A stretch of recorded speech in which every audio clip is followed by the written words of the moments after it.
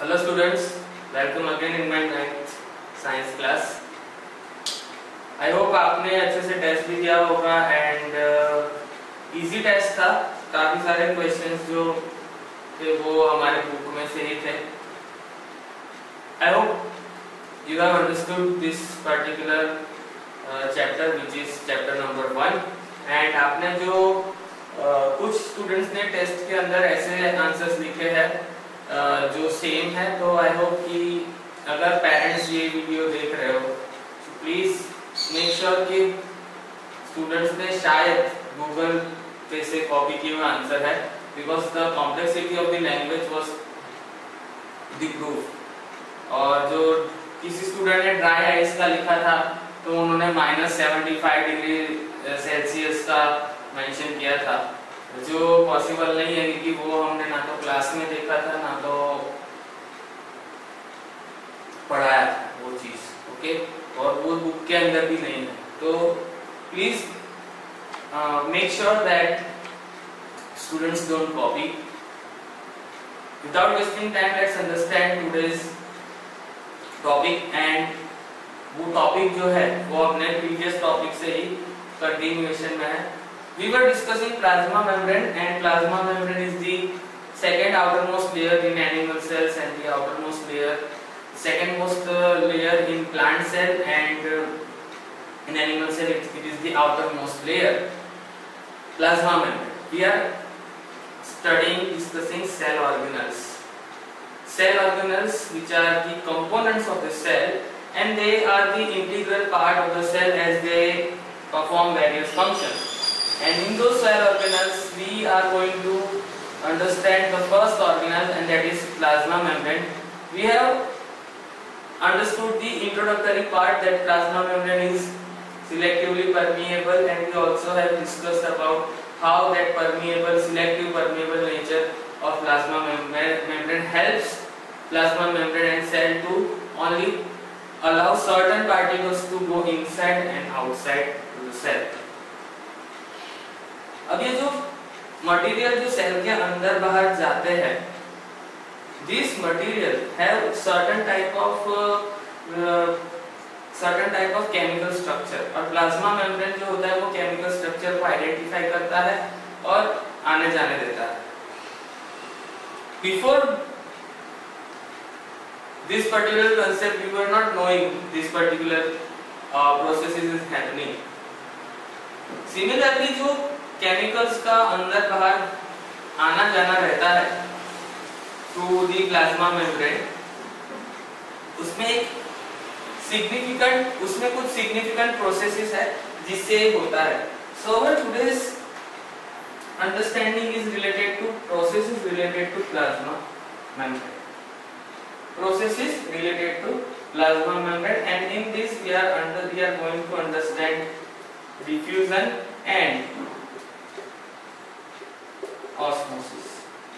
These two processes are going to be understood by us in a detailed manner, which is there in our book. Let's understand by understanding diffusion. पहले तो हम diffusion से start करते हैं.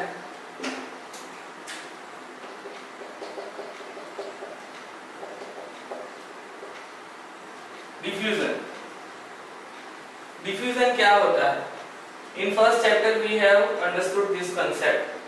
Diffusion एक ऐसी process है जो नॉर्मल प्रोसेस है, ना तो बायोलॉजिकल है, ना तो केमिकल है, ना तो फिजिकल है. हम उसको कोई कैटेगरी में नहीं डाल सकते कि ये सिर्फ फिजिक्स में आता है.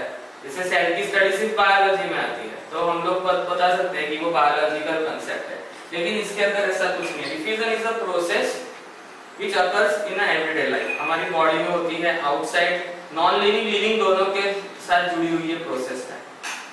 What is diffusion? तो इसमें क्या होता है? Movement of molecules slash substance, movement of substance or molecules from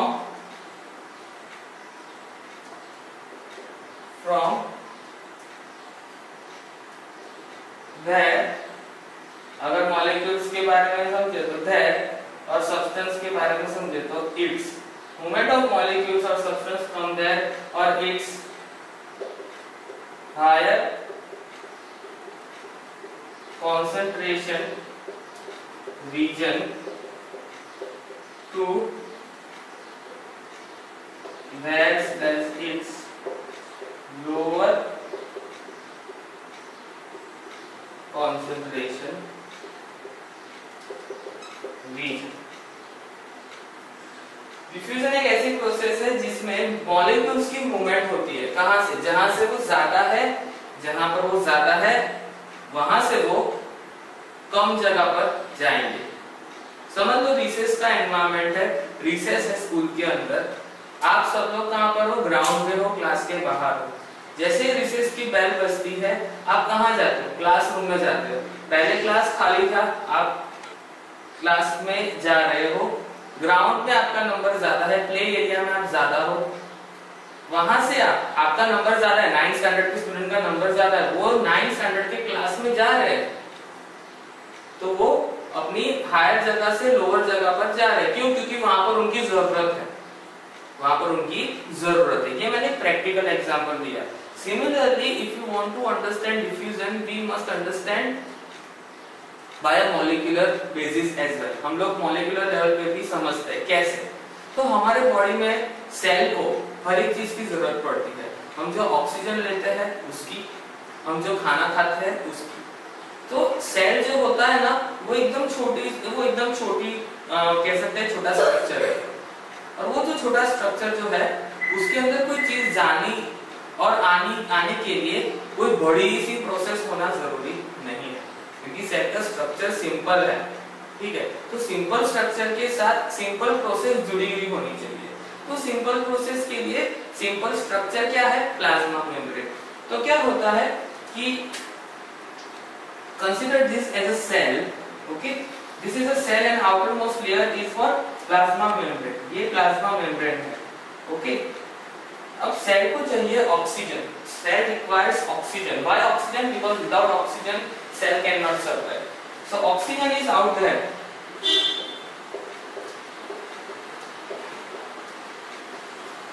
आप बोलोगे ऑक्सीजन वहां कैसे आया?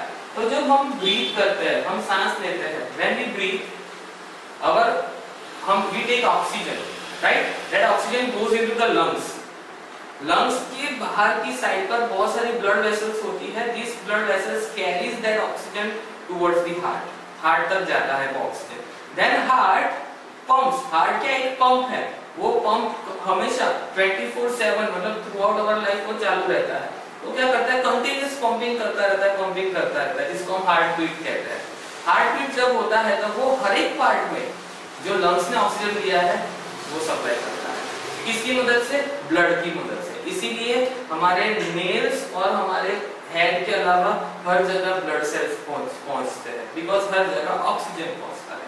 तो समझ लो कि एक ब्लड वेसल जो ब्लड कैरी कर रही है वो एक सेल के बाहर है और उसके पास बहुत सारा ऑक्सीजन वो लेकर आया है. ठीक है, अब ये ऑक्सीजन क्या अंदर जाना जरूरी है. क्यों? क्योंकि सेल के अंदर क्या है? ऑक्सीजन कम है. तो क्या होगा? ऑक्सीजन सारा कहां जाएगा? अंदर जाएगा. ठीक है, क्योंकि यहाँ पर ऑक्सीजन का कॉन्सेंट्रेशन कम है. And that is the process which we are discussing, diffusion. In most of the cell, all the cells, including unicellular, multicellular, including bacteria, including algae, including fungi, including human, including each and every living organism, gases are transferred in this way. Okay, so this is an important crucial process occurring in the human body as well as other bodies as well in the environment. So we must understand this. We must understand this particular process in a detail manner. तो ये आपको एक example है. आप देख सकते हो oxygen का ट्रांसफर हो रहा है. उसी तरह से सेल में से कार्बन डाइऑक्साइड भी बाहर निकलेगा, क्योंकि बाहर कार्बन डाइऑक्साइड कम है. इसीलिए आप देखो तो अभी मैंने ब्रीथ किया रिलीज किया। तो क्या रिलीज किया? Carbon dioxide. तो सेल ने कार्बन डाइऑक्साइड बाहर फेंक दिया। इस सेल में कार्बन डाइऑक्साइड बढ़ गया, तो ज्यादा से कम बाहर कार्बन डाइऑक्साइड भेज दिए, क्योंकि अंदर कार्बन डाइऑक्साइड बढ़ गया। अंदर ऑक्सीजन ज्यादा चाहिए तो ऑक्सीजन ब्रीथ होता है, क्योंकि सारे तरफ ऑक्सीजन रहते हैं। तो इसीलिए ब्रीदिंग जो होता है वो कंटिन्यूअस होता है। इसका मतलब कि the diffusion, the process which is very important for the exchange of gases at a cellular level, cell तक पहुंचने के लिए ये भी रेगुलर बेसिस पर होता है। I hope you have understood this particular concept. Let's move ahead. Diffusion कहाँ होता है? So each living organism, unicellular हो या multicellular हो, gases का exchange जो होता है, the exchange of gases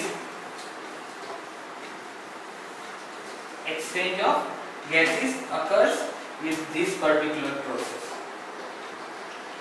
Exchange of gases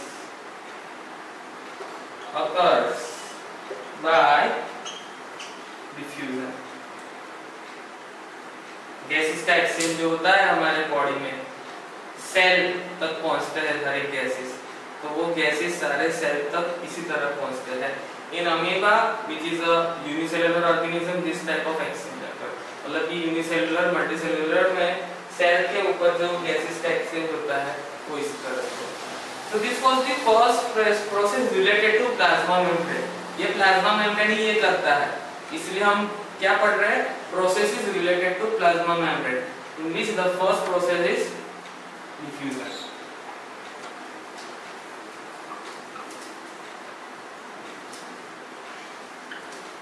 Let's understand another process which we will study again, and that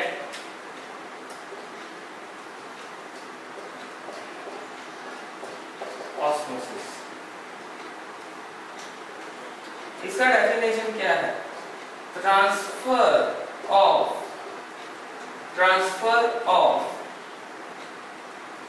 water from its higher concentration region to its lower concentration region. वो इस osmosis जो होता है ना, वो किससे जुड़ी हुई प्रोसेस है? वाटर से। ये जो प्रोसेस है इसमें और एक डेफिनेशन के अंदर एक पार्ट ऐड करना बाकी, लेकिन वो अभी मैं ऐड नहीं करता because it will create confusion. तो फर्स्ट ऑफ ऑल ये सिंपल अंडरस्टैंडिंग लेते हैं कि वाटर का ट्रांसफर होता है कहां से? जहां पर वाटर ज्यादा है, जहां पर वाटर ज्यादा है, हायर कंसंट्रेशन मतलब अमाउंट ऑफ वाटर ज्यादा है। कहां तक? वाटर का कंसंट्रेशन लोअर है वहां। Excuse me. तो वाटर का कंसंट्रेशन जो कम है वहां वाटर पहुंचता है, वाटर ऑटोमेटिक पहुंचता है, हमें कुछ करना नहीं पड़ता, सिर्फ हमें एक एनवायरनमेंट चाहिए, दो एनवायरनमेंट चाहिए, एक में वाटर ज्यादा है और एक में कम है। Let's understand with an example.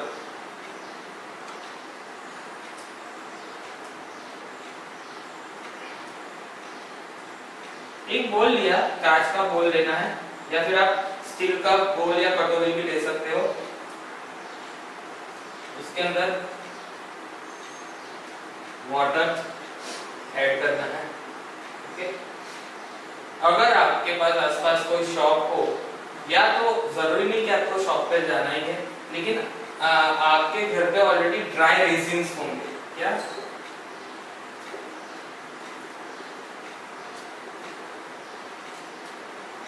जिसको हम लोग सूखी, गुजराती में सूखी द्राक्ष कहते हैं इसको, रेजिन्स मतलब ड्राई ग्रेप्स। ब्लैक या ब्लैक भी हो सकता है, ब्लैक लोगे तो अच्छा, ब्राउन होगा तो भी चलेगा। ब्लैक ग्रेप्स या फिर ड्राई ब्राउन कलर की जो ग्रेप्स होती है, जिसको हम लोग जनरली खीर के अंदर डालते हैं, एज ए ड्राई फ्रूट भी हम उसको यूज करते हैं। उसको हमें इसके अंदर रेजिन्स को, ड्राई रेजिन्स को वाटर के अंदर डालना है।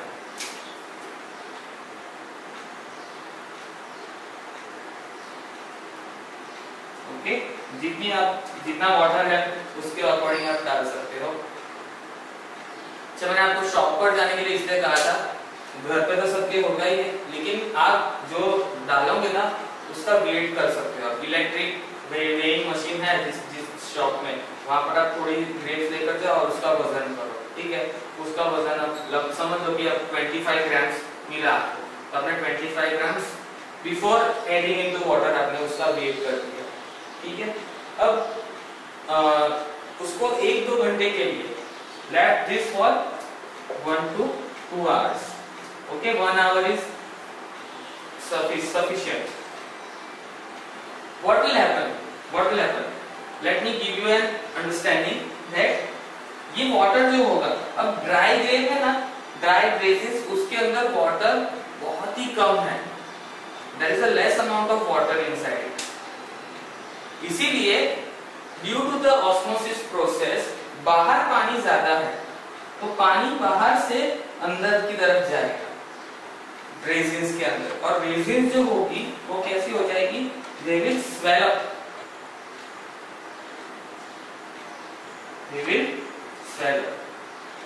तो 1 to 2 hour पहले उनका वजन फॉर एग्जांपल 25 ग्राम था, तो वजन उनका इंक्रीज हो जाएगा। वो कितना होगा I can not tell you because this is the schematic diagram, this is not the actual experiment, but increase होगा, वेट जो होगा वो इंक्रीज होगा।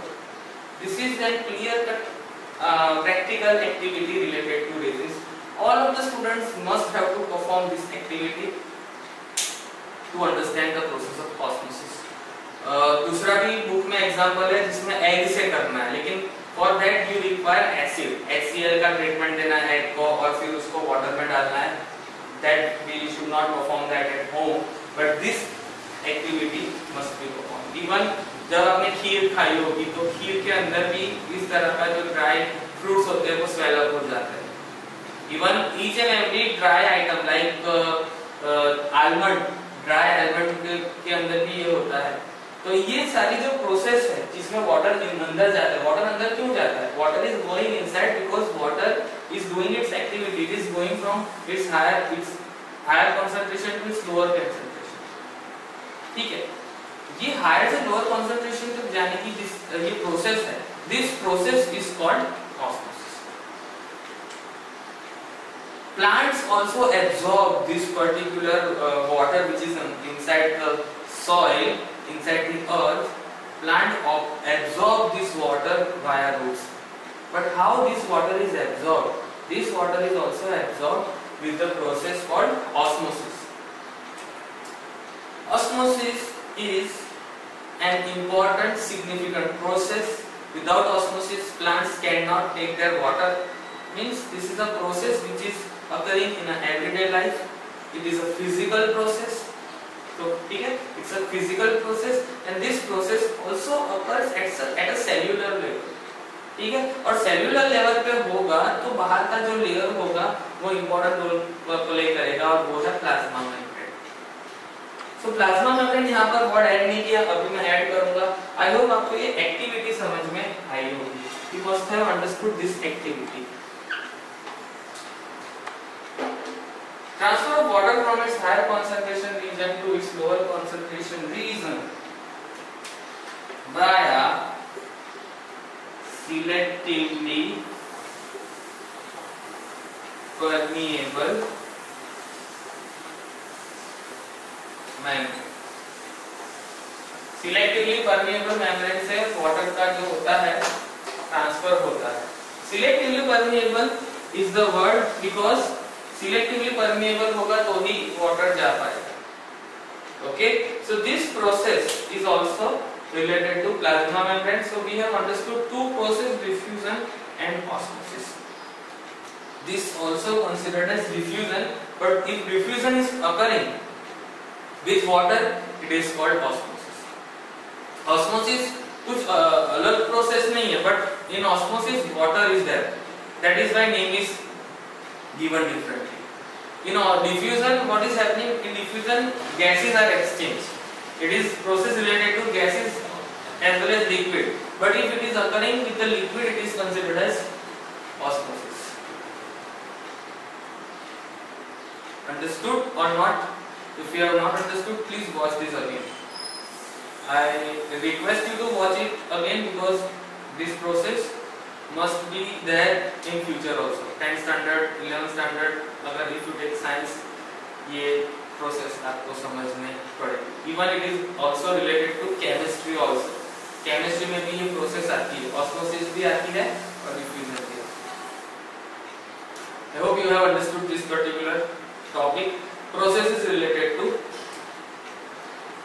processes related to plasma membrane, which is selectively permeable. So this was our understanding related to plasma membrane और उसकी process. ये जो process है वो आपको उसकी definitions याद करनी है. Definitions are going to be asked. Okay, so definition याद करके please उसको explain भी करना, activity भी आपको perform करना है. ठीक है? So let's move ahead with another concept related to plasma.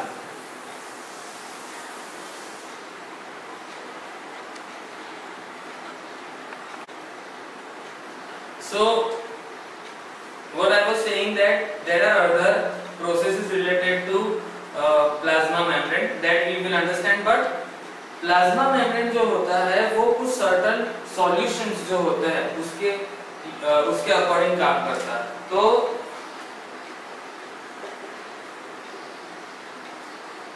let's understand certain solutions. Solutions मतलब क्या कि watery material होगा जो plasma membrane को affect करेगा. तो एक सॉल्यूशन है जिसको कहते हैं हाइपोटोनिक सॉल्यूशन.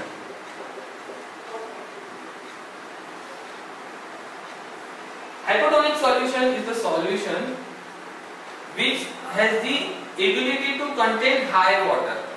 सेल से इसके पास वाटर ज्यादा होगा.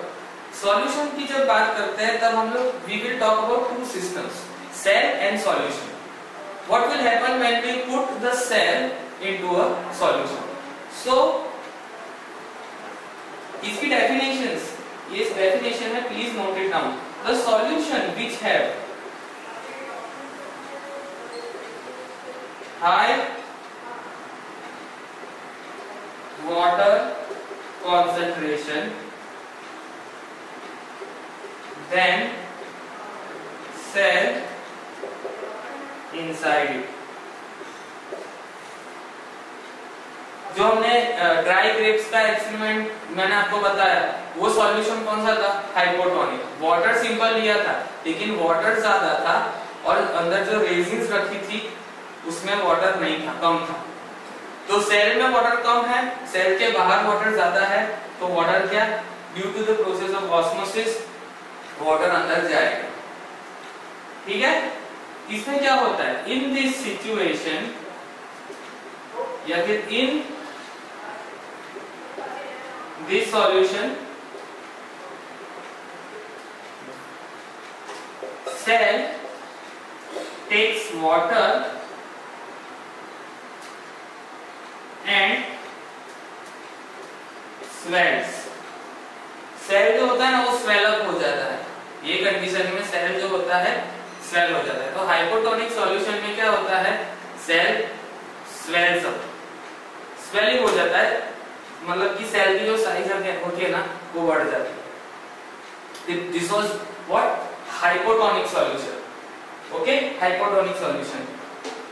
Let's understand another solution, then I will give you a brief summary of all the solutions. Hypo मतलब ज्यादा, हाइपो मतलब कम, मतलब कि सेल के अंदर, हाइपो मतलब सेल के अंदर कम पानी है, बाहर ज्यादा पानी है, बाहर का पानी अंदर जाएगा सेल के अंदर और सेल स्वेल हो जाएगा. बहुत ही सिंपल अंडरस्टैंडिंग है वो. उसके बाद हम समझते हैं isotonic solution. The solution in which concentration of water is similar to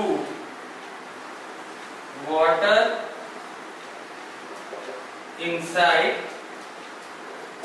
the cell. इसमें क्या होता है, वाटर जो होता है, आउटसाइड वाटर और इनसाइड वाटर जो होता है इज इक्वल होता है. वाटर का कॉन्सेंट्रेशन, आउटसाइड वाटर कॉन्सेंट्रेशन और इनसाइड वाटर कॉन्सेंट्रेशन सेम है. मतलब कि सेल के अंदर और सेल के बाहर वाटर कैसा है, कॉन्सेंट्रेशन सेम है. मतलब ना तो वाटर अंदर जाएगा ना तो वाटर बाहर आएगा, मूवमेंट कुछ होगी नहीं वाटर की. ऐसे सॉल्यूशन को हम कहते हैं isotonic solution. What? Isotonic solution. Isotonic solution जो है वो ऐसा सॉल्यूशन है. आइसो मतलब क्या? आइसो मतलब सिमिलर. जैसे हाइपो मतलब कम था, वैसे सिमिलर. तो आउटसाइड वाटर इज सिमिलर, जो इनसाइड वाटर का कंसंट्रेशन है वही कंसंट्रेशन आउटसाइड वाटर का भी रहेगा. That is called isotonic solution. Wonderful understanding of this concept. Please note it down for a reference because in book it is given with a different languages. I am simplifying this. Please note it down. The next I would like to is hypertonic solution. What is hypertonic solution? The solution which has less water concentration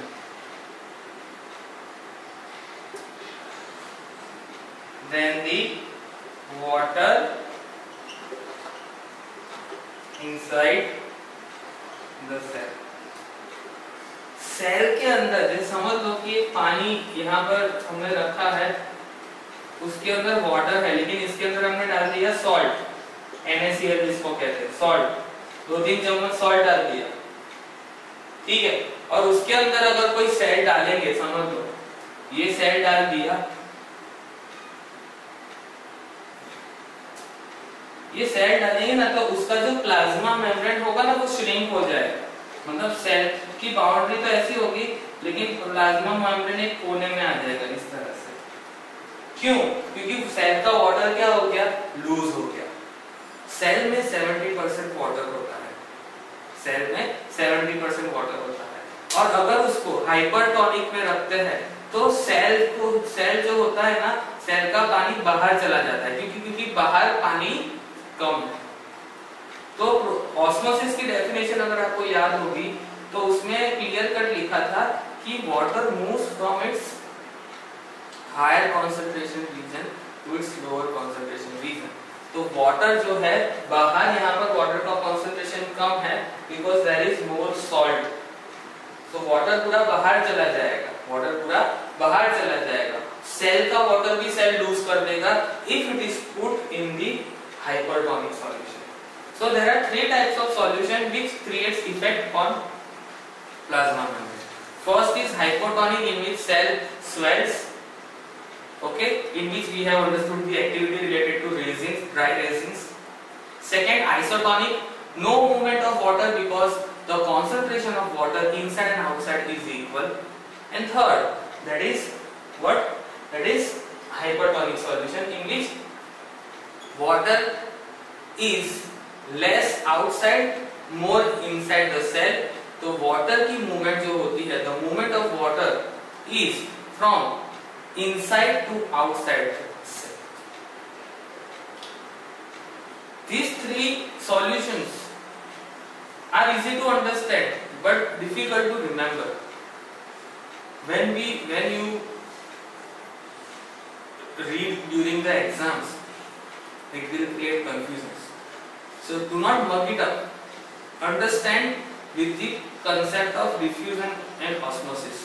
If you have not understood the diffusion and osmosis, you won't be able to understand it, and hence you won't be able to memorize it properly.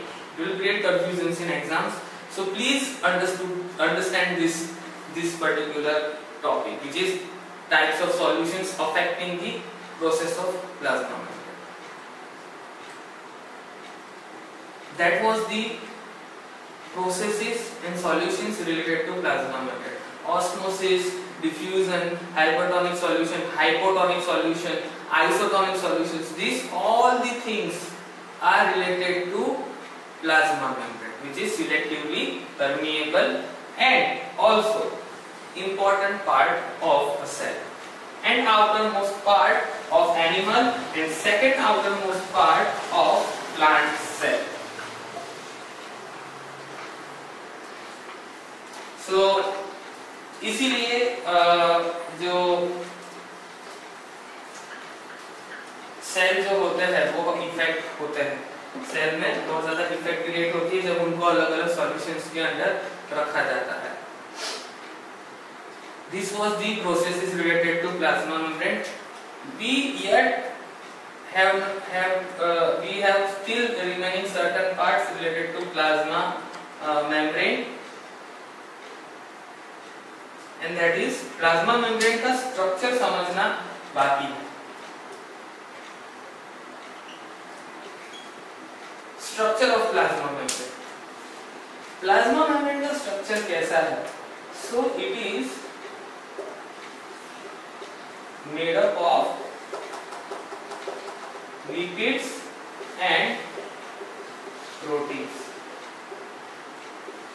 दो layer होते हैं lipid और protein के, that is why it is called bilayer. Plasma membrane जो है उसके अंदर proteins और लिपिड जुड़े हुए होते हैं, मतलब कि plasma membrane is made up of protein and lipids. ये हम लोग नॉर्मल कंपाउंड माइक्रोस्कोप में नहीं देख सकते. How one can understand with the help of electron microscope, which is the highest level of microscope, जिसमें बहुत ज़्यादा magnification 1000 का जो magnification है, मतलब 1000 टाइम बड़ा आपको दिखाता है. So this particular structure of plasma membrane can only be seen under the electron microscope. By understanding the structure of plasma membrane under the electron microscope, the scientists came to understand that there are two layers. One layer is of lipid and one layer is of protein. Lipid protein क्या है? तो वो molecules है, biomolecules है जो हमारे human body में, animal body में और plant body में present होते हैं. The ratio of this particular structure और लिपिड एंड प्रोटीन का जो अमाउंट है वो वेरी करता रहता है.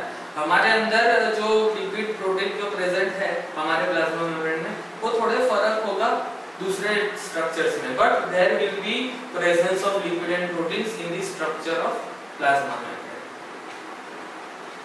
This was very important part because it could be asked in fill in the blanks or questions that what is the structure of plasma membrane, explain. 1 mark में पूछ सकते हैं. और plasma membrane is made up of dash and dash, so lipid and protein would be the answer.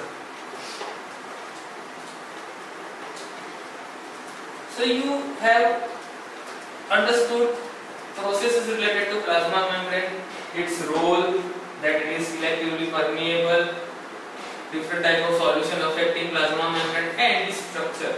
Now plasma membrane का एक unique ability है कि plasma membrane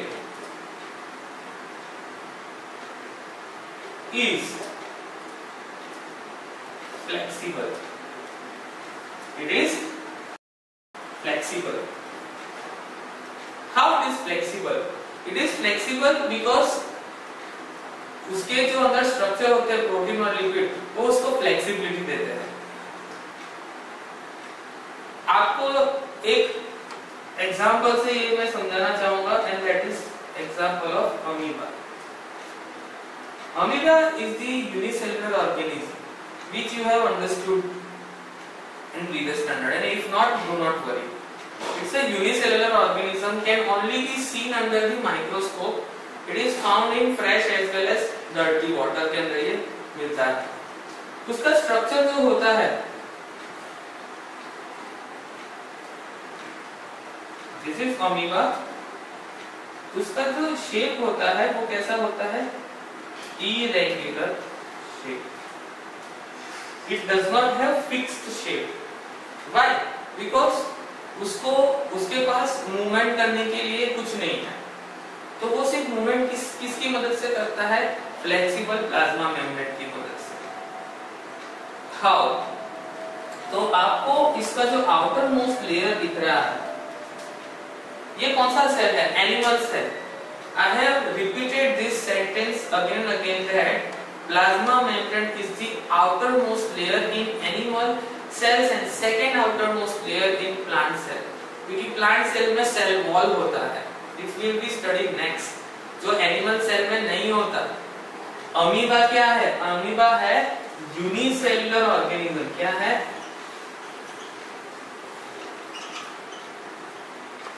It is a unicellular organism. And if it is a unicellular organism, ठीक है, unicellular organism और unicellular हम कह सकते हैं एनिमल, और यूनिसेलुलर एनिमल हो या मल्टीसेलुलर एनिमल हो, उनके पास सेल वॉल नहीं होता। You will have one question कि ये हमारी स्किन जो है क्या वो सेल वॉल नहीं है? नहीं, ये सेल वॉल नहीं है, ये भी एक स्किन का लेयर है और इसका भी, हमारा भी जो आउटर मोस्ट लेयर है वो प्लाज्मा है। इसीलिए इसके अंदर से डिफरेंट टाइप के मटेरियल्स सीक्रेट होते हैं, स्वेट और सॉल्ट, पसीना जो होता है वो।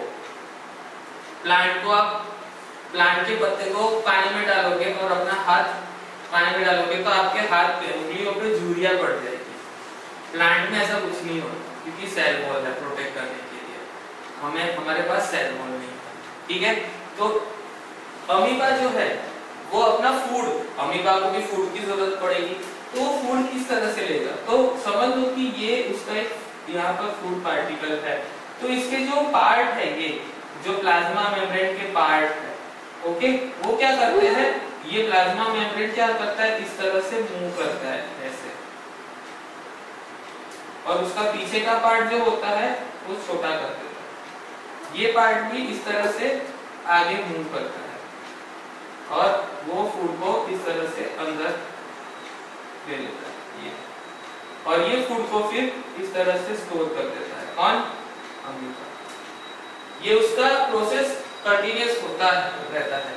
If you want to understand this, you must watch a video, YouTube video which is there on YouTube. Just write amoeba eating its food. Amoeba eating its food. तो आपको पता लग जाएगा कि वो कैसे फूड करता है with the help of plasma membrane. So this is the evident example which gives an idea that plasma membrane is also a flexible membrane. It's flexible. उसकी flexibility है उसके पास. And this flexibility which is there in plasma membrane, और amoeba के अंदर ये जो process होता है जिसे ये प्रोसेस करता है उसको कहते हैं endocytosis. With the help of the process called endocytosis, amoeba takes it. तो ये भी फिल इन द ब्लैंक में पूछ सकते हैं कि by which process, excuse me, by which process amoeba takes its food, that is endocytosis. So this was the last topic related to plasma membrane. Plasma membrane is selectively permeable. It has the ability to perform several processes like diffusion and osmosis. It also has the ability to under the certain solution like hypotonic, isotonic, hypertonic solution. It also has the lipid and protein in its structure. It is also flexible, and we have understood this particular flexibility of plasma membrane with the help of an example, and that is example of amoeba.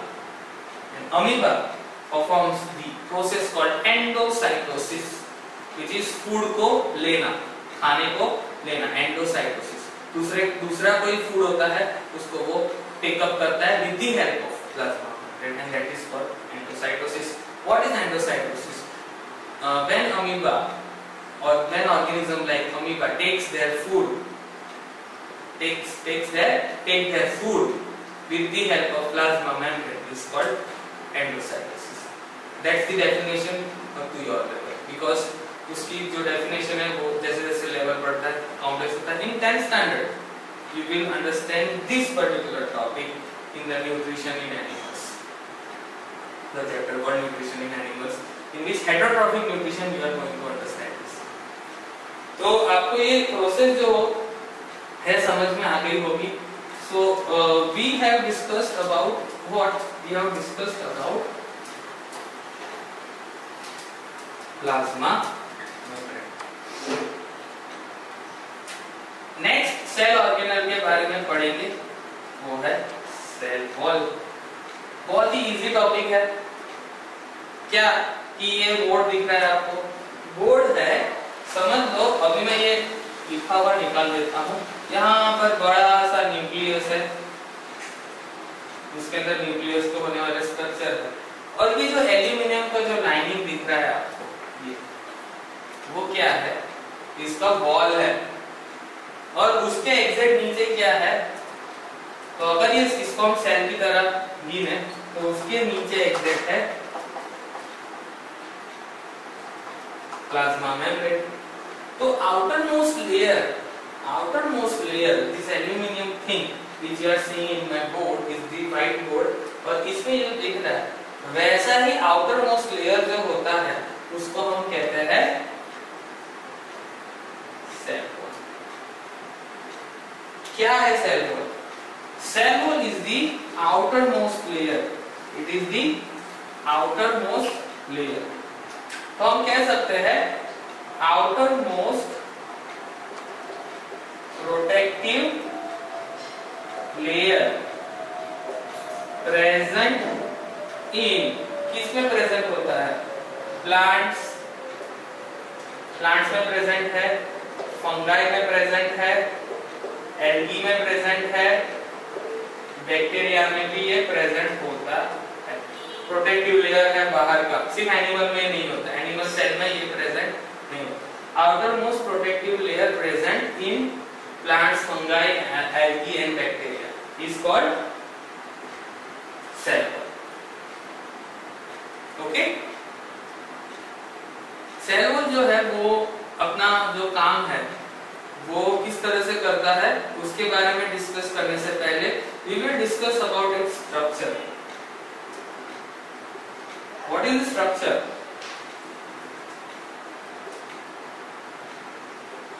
It is made up of cellulose in plants.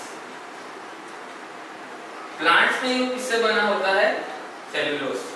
Cellulose नाम का एक structure है जो plant में होता है, उससे cell wall बना होता है। इन बैक्टीरिया, इन फंगाई, इन एल्गी, एल्गी में तो जनरली प्लांट जैसा ही है, वो भी फोटोसिंथेसिस करता है, तो उसमें भी सेल्यूलोज से बना है। लेकिन बैक्टीरिया और फंगाई के अंदर अलग अलग दूसरे मटेरियल से सेल वॉल बना होता है। लेकिन उसका फंक्शन क्या है? तो वो क्या करता है? प्रोटेक्शन देता है। It is a protective layer. ठीक है? वो दूसरा क्या करता है? प्रोवाइड्स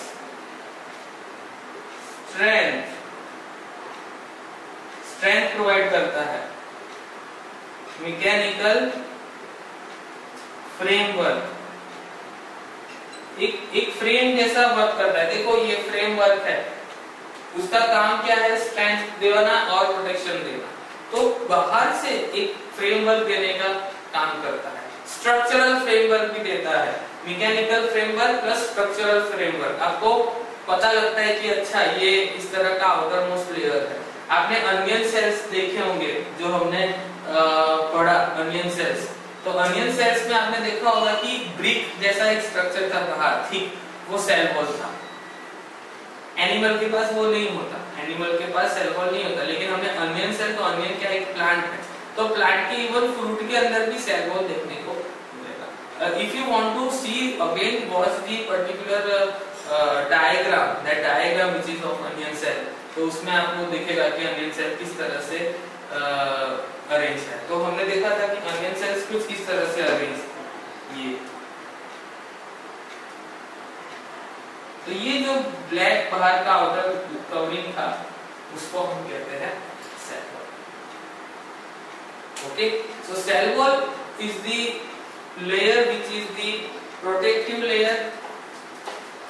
लेयर है, और सबसे ज्यादा स्ट्रॉन्ग लेयर है जो प्लांट्स के अंदर, बैक्टीरिया के अंदर, फंगाई के अंदर, तो वो है cell wall. So in the next class what we are going to do, in the next class we are going to understand the processes related to cell wall. We will study the processes related to cell wall, and what we'll study further, we will study further most important organelle in the cell, that is nucleus, that we will study in next class. So please make sure that you watch this video thoroughly, because each and every cell organelles is related to each other. If you miss certain understandings of cell organelles, you won't be able to understand another cell organelles in a detailed manner. So please watch this. And what will be your homework? Homework आपका क्या होगा? तो आपका homework जो होगा वो होगा solution of test. Solution बनाना है आपको, जो मैंने टेस्ट लिया था, मैंने मार्क्स भी भेजे हैं। कुछ स्टूडेंट ने बहुत ही अच्छा लिखा है, कुछ स्टूडेंट ने लिखा है बट आई थोड़ा अच्छे से लिख सकते हैं। राइटिंग स्किल्स आपकी इंप्रूव करने की जरूरत है। Okay, so improve your writing skills by writing notes, writing the whiteboard notes which I am providing while shooting the video. Okay, so please stay safe, and I will see you in next class. Okay.